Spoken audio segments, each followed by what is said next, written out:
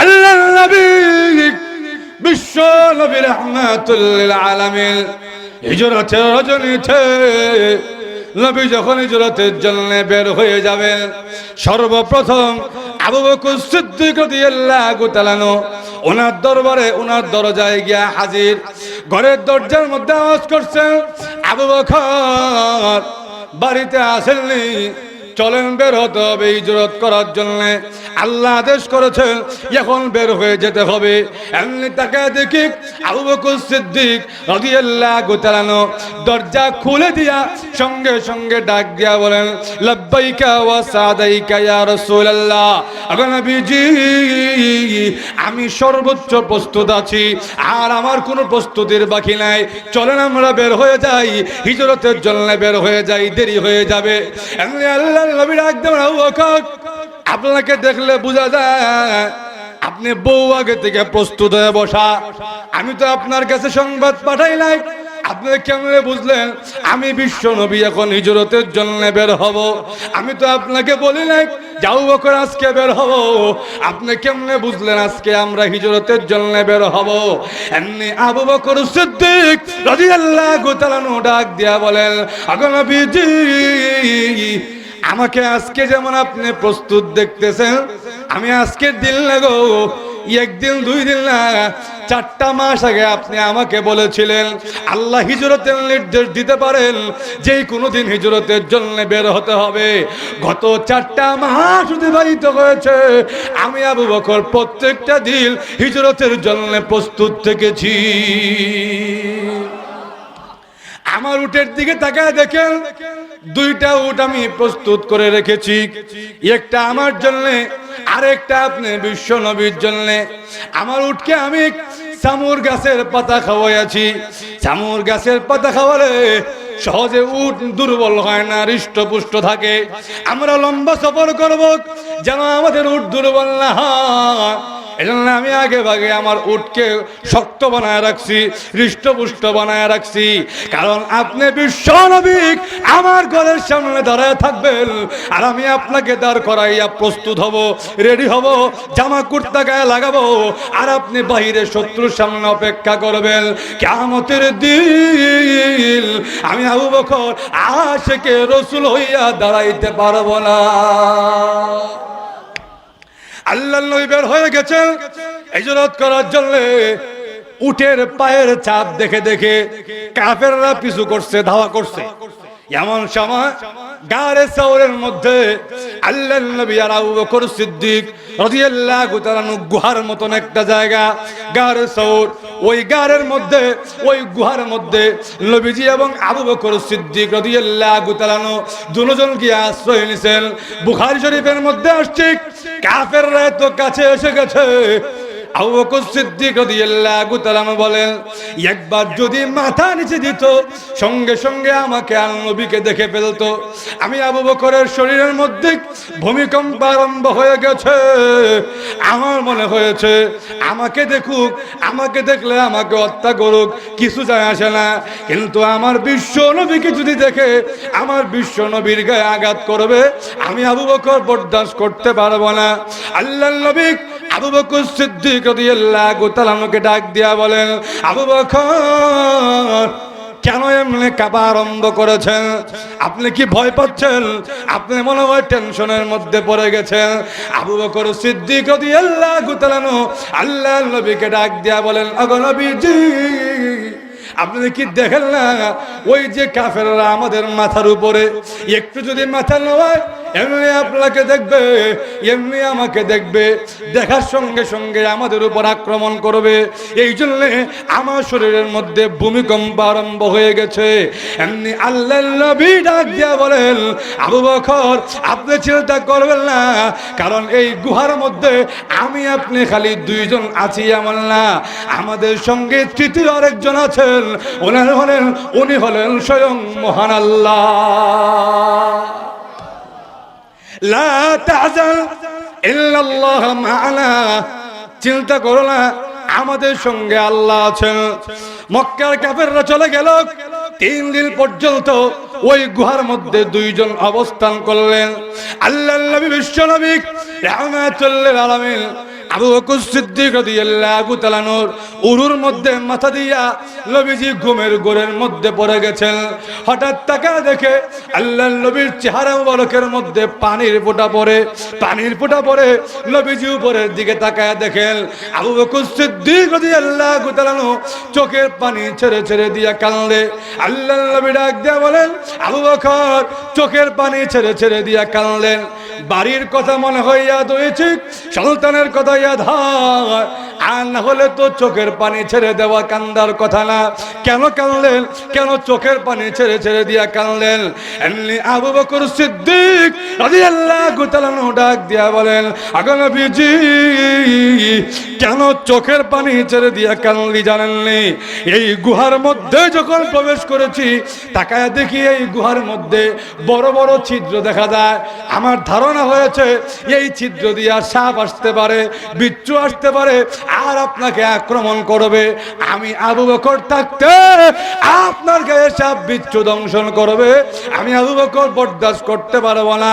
এই জন্যে আমার জামা ছিঁড়ে ছিঁড়ে ওই গর্তগুলা আমি আবু বকর আমার জামা দিয়া ভরাট করেছি, কিন্তু একটা গর্ত ভরাট করতে পারি না। এই জন্য ওই গর্তের মধ্যে আমার পায়ের আঙ্গুলটা গর্তের মধ্যে দিয়ে রেখেছিলাম। একটা বিষধর সাপ আমার পায়ের মধ্যে আক্রমণ করেছে। ওই সাপের যন্ত্রণায় আমি আর চোখের পানি আটকে রাখতে পারি না। আমার চোখের পানি আপনার মুখের উপরে পড়ে গেছে, এই জন্য আপনার ঘুম ভেঙে গেছে। এমনি আল্লাহর নবী আবু বকর সিদ্দিক রাদিয়াল্লাহু তাআলা ওই পাটা টাল দিয়ে বের করে নবীজির থুতু মোবারক আবু বকর সিদ্দিক রাদিয়াল্লাহু তাআলা পায়ের মধ্যে লাগায় দিয়েছেন। নবীজির থুতু মোবারক লাগতে দেরি হয়েছে, আবু বকরের পায়ের জখম শুকাইতে দেরি হয় নাই। ভাইরা আমার, যুবক ভাইরা, বন্ধু যদি গ্রহণ করতে হয় এমন বন্ধু গ্রহণ করব যেই বন্ধু আমার দুনিয়াতেও সঙ্গ দিবে, আখিরাতেও ওই বন্ধু আমাকে ছেড়ে যাবে না। আরো জোরে এখন না। আর এমন বন্ধু যদি বানায় যেই বন্ধু দুনিয়াতে আমারে খারাপ পথে নিয়ে যায়, ওই বন্ধু আখিরাতেও আমার বিরুদ্ধে আল্লাহর কাছে নালিশ করবে। আরো জোরে এখন না। দোষ করবো হ্যাঁ, কিন্তু কিয়ামতের দিন মামলা দিব আমার নামে। বিশ্বাস হয় না? আল্লাহ নিজে কোরআনে বলছেন একটা আরেকটার দুষব, তোর কারণে আমি দুনিয়াতে মন্দ পথে গেছি, আমি তো এমন খারাপ আসলাম না, তোর কারণে নামাজ ছাড়ছি, তোর কারণে সিগারেট ধরছি, তোর কারণে গাঞ্জা ধরছি, তোর কারণে মদ ফেন্সিডিল ইয়াবা ধরছি, আমি তো এমন খারাপ ছিলাম না। আমার আব্বা ভালো, আমার আম্মা ভালো, আমার বংশ ভালো, আমি বংশীয় ফুয়া বেড়া, তোর কারণে আমি মন্দ হইছি, তোর কারণে খারাপ হইছি। হে উঠতে হইব, আমি কি তা তোরে কান ধরে আনছিলাম? বিশ্বাস হয় না? আল্লাহ কোরআনে বলছেন একটা আরেকটা কইব, বাল মাকরুল লাইলি ওয়ান নাহার ইস্তামুরুনা, আমরা তোমাদেরকে বাধ্য করি নাই, তোমরা নিজেরাই শয়তানের দুকায় পড়া গুমরাহির পথে গেছো। জোরে বলেন ঠিক না ভাই আমার? এজন্য মনে রাখবেন, আল্লাহ বলছেন কিয়ামতের কঠিন ময়দানে একমাত্র মুত্তাকি যারা, যারা আল্লাহকে ডরায়, যারা আল্লাহকে ভয় করে, এরাই একজন আরেকজনের বন্ধু থাকবে, এছাড়া সব একজন আরেকজনের শত্রুতে পরিণত হবে। আরো জোরে এখন না ভাইরা আমার, যুবক ভাই যারা আছেন আল্লাহর ওয়াস্তে, এজন্য বলছি আল্লাহর ওয়াস্তে আজকের থেকে খারাপ বন্ধু পরিহার করেন। কারণ খারাপ বন্ধু এমন বিষধর সাপের মতন, তা সে যখন তার বিষ দাঁত দিয়ে ছোবল দেয়, ওটা আপনার ওই আঘাতের স্থানে থাকে না, সারা শরীরের মধ্যে বিষ ছড়ায় পড়ে। আরো জোরে এখন না। এমন বহু সোনালী ছেলে আমরা দেখছি, এমন বহু ভালো মানুষ দেখছি, বাপের সুযোগ্য সন্তান ছিল, ভালো মানুষ ছিল, কিন্তু খারাপ বন্ধুর চক্করে পড়া মত কুড়িয়েছে। জোরে বলেন ঠিক না? আর এমন অনেক খারাপ মানুষ, বড় ডাকাইতো আছে, যারা বড় আল্লাহওয়ালার সোহবত পাইয়া বিশ্ববিখ্যাত ওলি হইছে। আছে না? এমন বহু দৃষ্টান্ত আছে। এজন্য আল্লাহ বলেন কুনু মা'আস সাদিকিন, নেককারদের সঙ্গে থাকো। তুমি হয়তো বা নেককার হতে পারো নাই, কিন্তু উহিব্বুস সালিহিন ওয়ালাস্তু মিনহুম, আমি নেককার হইতে পারি নাই, কিন্তু আমি নেককারদেরকে মহব্বত করি। জোরে বলেন ঠিক না? কেন মহব্বত করি? লাআল্লাল্লাহ ইয়ারযুকুনি সালাহা, আশা করা যায়, আশা রাখি অন্তরের মধ্যে একটা আশা হতে পারে আল্লাহ রাব্বুল আলামিন আমাকে নেককারদের অন্তর্ভুক্ত করে দিবেন। জোরে বলেন ঠিক না? একজন সাহাবী ছিলেন, অসুবিধা হচ্ছে আপনাদের, একজন সাহাবী ছিলেন, ওনার নাম হলো আব্দুল্লাহ ইবনে আবি সারহ রাদিয়াল্লাহু তাআলা। নামটা মনে রাখতে আপনাদের কঠিন হবে, কিন্তু সহজে মনে রাখতে পারবেন আব্দুল্লাহ, পারতেন না? ওনার মূল নাম হলো আব্দুল্লাহ ইবনে আবি সারহ রাদিয়াল্লাহু তাআলা। উনি ইসলাম ধর্ম গ্রহণ করছেন, বড় সাহাবী ছিলেন। কেমন বড়? রাসূল আকরাম সাল্লাল্লাহু আলাইহি ওয়াসাল্লাম কিছু কিছু সাহাবীকে দিয়া নবীজির উপরে যে ওহী নাযিল হইতো, কিছু কিছু সাহাবীকে দিয়ে ওই ওহীগুলো লেখাইতেন। ওনাদেরকে বলা হয় কাতিবুল ওয়াহী, ওহী লেখে। এই কাতিবুল ওহীদের মধ্যে একজন কাতিব ছিলেন আব্দুল্লাহ ইবনে আবি সারহ রাদিয়াল্লাহু তাআলা। বলেন তো দেখি, ছোট সাহাবী না বড় সাহাবী? আরো জোরে বল না। কিন্তু আল্লাহর কি মর্জি, উনি কাফেরদের খপ্পরে পইরা এত বড় সাহাবী হইয়াও উনি কাফেরদের মুনাফিকদের খপ্পরে পইরা উনি কালিমা ত্যাগ কইরা মুরতাদ হয়ে গেছে। আর আসতে কোন নাউযুবিল্লাহ। নবীজি মসজিদে নববীতে ঘোষণা দিবেন, এই আব্দুল্লাহ ইবনে আবি সারহকে যেখানে পাইবা ফাকতুলুহু, পাওয়ার সঙ্গে সঙ্গে তার গর্দান আলাদা করে দিবা, কারণ যে একবার কালিমা পড়ে মুরতাদ হয় তার দুনিয়াতে বাঁচার কোনো অধিকার নাই, হত্যা করে ফেলো। সব সাহাবায়ে কেরাম রেডি, আজকে ফাইলে হইছে মেলালামু। কিন্তু উনি ছিলেন ওসমান রাদিয়াল্লাহু তাআলার আপন দুধ ভাই। দুধ ভাই বুঝেন না? উনি আপন দুধ ভাই ছিলেন, আবার ওসমান রাদিয়াল্লাহু তাআলার বেস্ট ফ্রেন্ড ছিলেন। বেস্ট ফ্রেন্ড বুঝছেন নি? সবচেয়ে ভালো বন্ধু, কাছের বন্ধু। নবী যখন ঘোষণা দিছে হত্যা করে ফেলো, সবাই হাত বুলিয়ে লেছে, আজকে এরে পাইলে তাই হত্যা করে ফেলবো। ওসমান রাদিয়াল্লাহু তাআলা মাথা নিচে দিয়া চোখের পানি ছেড়া কান্দে। নবীজিরে বলতেও পারে না, হুজুর মাফ করে দেন, সাহস হয় না, আল্লাহ নি গুসা হয়ে যায়। আবার নিজের আপন দুধ ভাই হত্যা হয়ে যাবে, নিহত হয়ে যাবে, সহ্য করতে পারতেছেন না। আর নিহত না হইলেও তো যদি ঈমান না এনে মারা যায় জাহান্নামের আগুনে জ্বলবে, সহ্য করতে পারতেছেন না, চোখের পানি ছেড়ে কান্দে। একদিন নিয়ত করছেন না, মনে মনে না কান্দা নবীজিরে গিয়া কথাটা কইই নাই। রাসূলের কাছে আসছেন, হুজুর আব্দুল্লাহ তো আমার আপন দুধ ভাই, আবার আমার কাছের বন্ধু, হুজুর আপনি একটু অনুমতি দেন, আমি আব্দুল্লাহরে দেখি কিছু নসিহত করে নিয়ে আবার দিনের পথে আনতে পারি। মূলত কথা হইলো সুযোগটা দেন আমার, যদি না হয় আপনি হত্যা করে ফেলেন, আমাকে একটু সুযোগ দেন। নবীজি বলেন, ওসমান তুমি আবদার করলে আমি রাসূল সহজে আবদার ফিরাইতে পারি না। কারণ ওসমান রাদিয়াল্লাহু তাআলা নবীজির এত প্রিয় ছিলেন। নবীজি বলছেন, ওসমান আমার দুইটা মেয়ে তোমার কাছে বিয়া দিছি, আমার দুইটা মেয়ে তোমার জীবদ্দশায় পৃথিবী থেকে বিদায় গ্রহণ করছে, আমার যদি আরেকটা মেয়ে বিয়া দেওয়ার বাকি থাকতো আমার ওই মেয়েটারও তোমার কাছে বিয়া দিতাম। নবীজি বলেন, ওসমান তোমার নাম জিন্নুরাইন, তুমি দুই নূরের অধিকারী, এই উপাধি আমি দেই নাই, মহান আল্লাহ ফেরেশতাদের দরবারে তোমার উপাধি জিন্নুরাইন দান করেছেন। ওসমান তুমি আবদার করছো, আমি ফিরাইতে পারি না, যাও তোমারও সুযোগ দিলাম, গিয়া দেখো আব্দুল্লাহ রে আবার ফিরাই আনতে পারো।